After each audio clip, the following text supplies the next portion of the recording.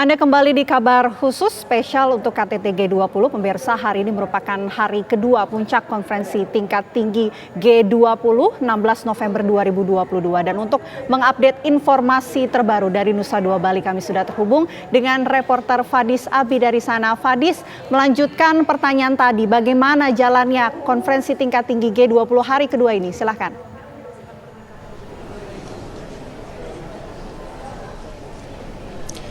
Vena dan juga pemirsa, dapat kami informasikan memang ada serangkaian kegiatan yang dilakukan oleh kepala negara dan juga para delegasi di hari terakhir atau hari kedua, tepatnya di 16 November 2022. Kami mencatat sejumlah kegiatan dilakukan oleh kepala negara maupun para delegasi.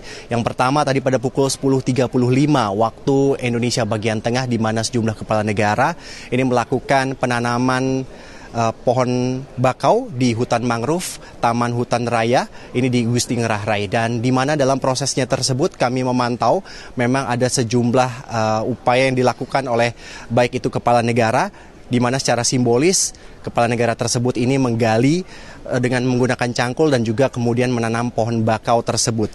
Dan usai melakukan proses penanaman tersebut, Presiden Joko Widodo sempat menegaskan beberapa hal, diantaranya berkaitan mengenai hal tersebut ini merupakan wujud nyata Indonesia dalam meredam perubahan iklim. Dan selain itu juga, Presiden Joko Widodo juga sempat menjelaskan sebagai pemilik hutan mangrove terbesar di dunia, totalnya adalah 3,3 juta hektar. Ini Indonesia berkontribusi besar dalam perubahan iklim. Dan Tahura sendiri dulunya merupakan tempat tambak ikan, dan kemudian juga dirubah oleh pemerintah Indonesia ini untuk dijadikan sebuah lahan khusus ini untuk menampung baik itu 100 habitat dan juga 100 fauna. Selain itu juga dapat kami informasikan ini merupakan wujud nyata Indonesia dalam perubahan iklim.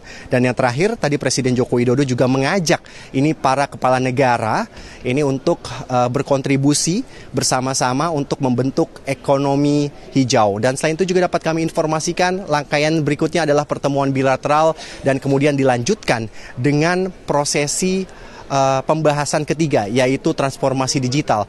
Berkaitan mengenai transformasi digital, tadi Presiden Joko Widodo sempat membuka acara pertemuan tersebut dan menegaskan bahwa Indonesia ini merupakan negara yang juga sudah menggunakan ekonomi digital, dan ekonomi digital sendiri ini dinilai oleh Presiden Joko Widodo sebagai epicentrum ini ekonomi dunia.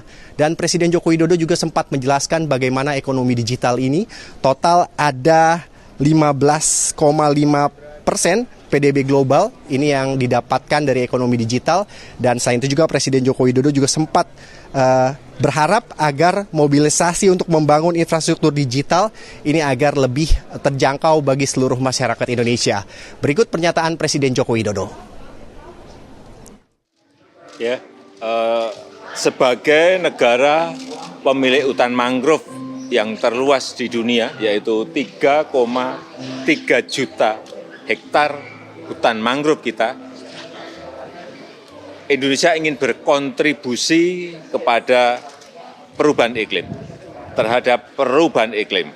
Dan di Tahura Ngurah Rai ini adalah sebagai sebuah contoh sukses story bagaimana 1.300 hektar hutan mangrove itu ditanam, diperbaiki, dipelihara, yang ini sebelumnya adalah area tambak ikan, area yang terabrasi, kemudian sekarang menjadi rumah bagi 33 spesies mangrove, spesies pohon mangrove, yang juga ini menjadi rumah bagi lebih dari 300 fauna seperti ikan, udang, burung, monyet, ular, semuanya bisa hidup di hutan mangrove. Ini sekali lagi adalah wujud konkret Indonesia dalam perubahan iklim. Oleh sebab itu, tadi saya sampaikan, Indonesia mengajak anggota negara-negara G20 untuk berkolaborasi, bekerja sama dalam sebuah aksi nyata untuk pembangunan hijau, pembangunan ekonomi hijau yang inklusif. Saya rasa itu. Mungkin boleh cerita tadi Pak, kesan para leader setelah melihat Ya, mereka banyak yang kaget bahwa kita sudah melakukan sejauh ini, dan ini mereka mengatakan ini ada sebuah pekerjaan yang konkret, karena di sini memiliki kapasitas 6 juta bibit, itu baru satu lokasi. Tadi saya sampaikan kita tahun depan akan memiliki 33 lokasi, sekarang 5 sudah selesai, yang sisanya dalam proses berjalan. Saya kira itu yang menginspirasi para pemimpin, hal-hal yang konkret yang dilakukan baik dalam transisi energi hijau maupun dalam ekonomi hijau terhadap perubahan iklim. Ya.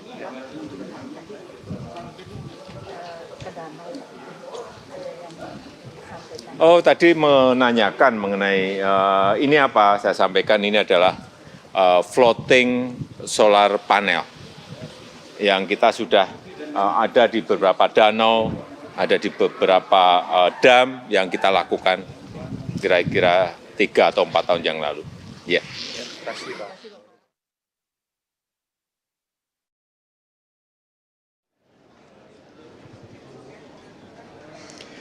Vena dan juga pemirsa, dapat kami informasikan dalam transformasi digital, memang Presiden Joko Widodo sempat menegaskan ini bukan merupakan sebuah pilihan, namun sebuah keharusan yang harus dilakukan. Dan Presiden Joko Widodo juga meminta ini agar baik itu para kepala negara peserta G20 ini untuk ikut berkontribusi dalam menjamin keamanan data pribadi ini saat berinteraksi pada saat berselancar di digital.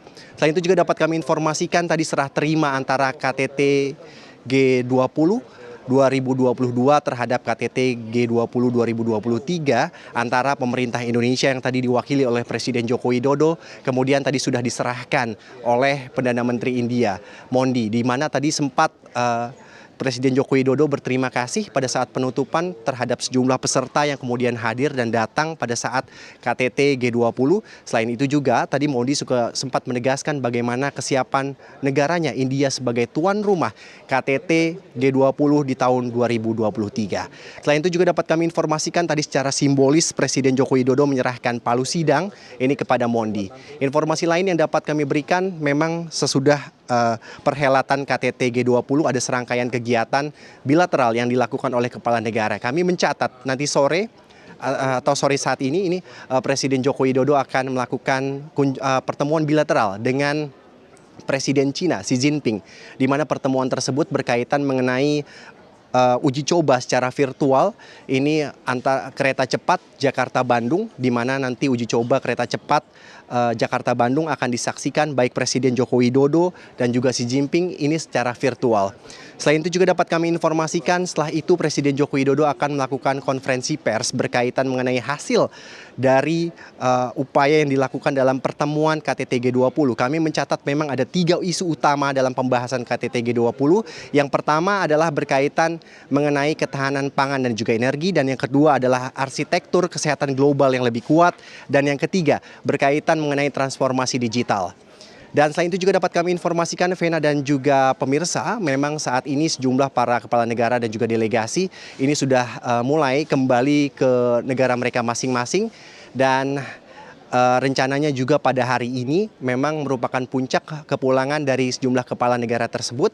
Dan untuk agenda Presiden Joko Widodo juga rencananya pada besok ini 17 November 2022 Presiden Joko Widodo juga akan melakukan kunjungan bilateral ini ke Thailand. Selain itu juga dapat kami informasikan untuk rentan waktu kepulangan baik itu kepala negara dan juga para delegasi ini terjadwal berdasarkan informasi yang kami peroleh dari Kementerian Perhubungan. Ini rentan waktu antara tanggal 15 hingga tanggal 22 November. Dan untuk puncaknya memang untuk kepulangan dari para kepala negara dan juga para delegasi ini terjadi di hari ini 16 November 2022. Begitu, Vena.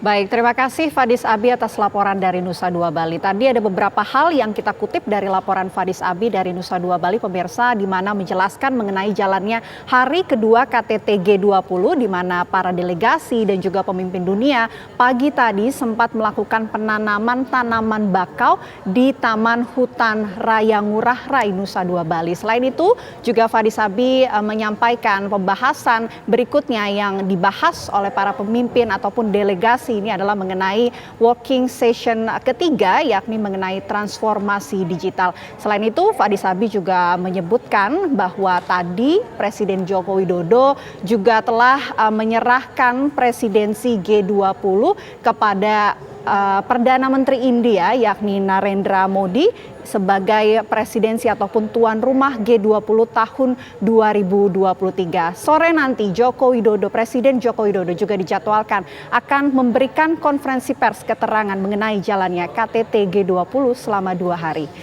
Dan pemirsa, kabar khusus KTT G20 masih akan kembali usai jeda. Tetaplah bersama kami.